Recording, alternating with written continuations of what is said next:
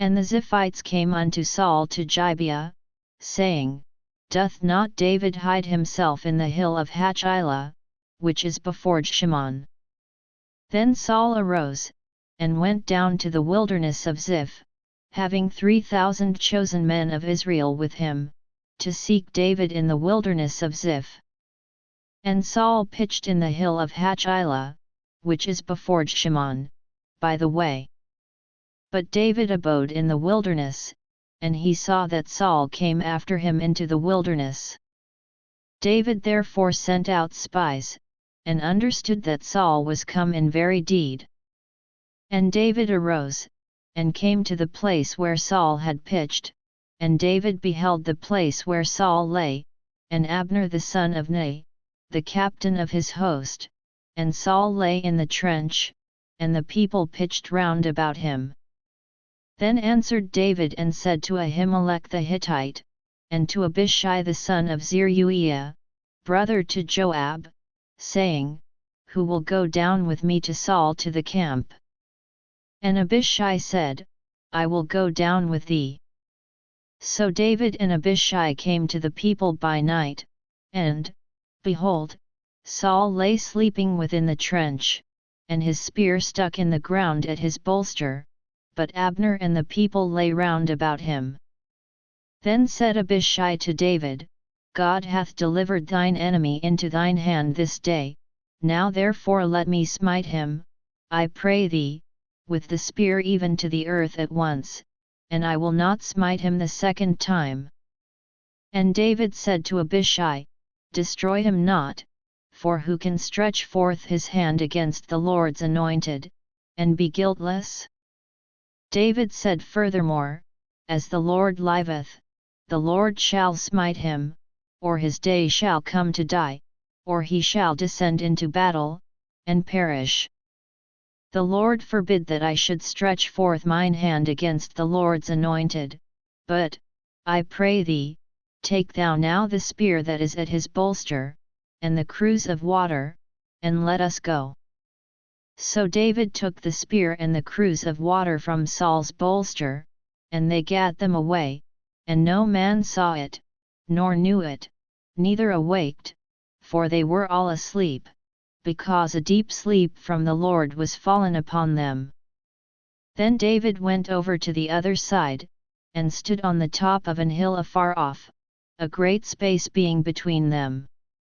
And David cried to the people, and to Abner the son of Ner, saying, Answerest thou not, Abner? Then Abner answered and said, Who art thou that criest to the king? And David said to Abner, Art not thou a valiant man? And who is like to thee in Israel?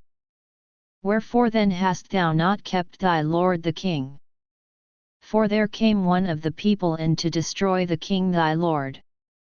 This thing is not good that thou hast done. As the Lord liveth, ye are worthy to die, because ye have not kept your master, the Lord's anointed. And now see where the king's spear is, and the cruse of water that was at his bolster. And Saul knew David's voice, and said, Is this thy voice, my son David? And David said, It is my voice, my lord, O king. And he said, Wherefore doth my lord thus pursue after his servant? For what have I done? Or what evil is in mine hand? Now therefore, I pray thee, let my lord the king hear the words of his servant.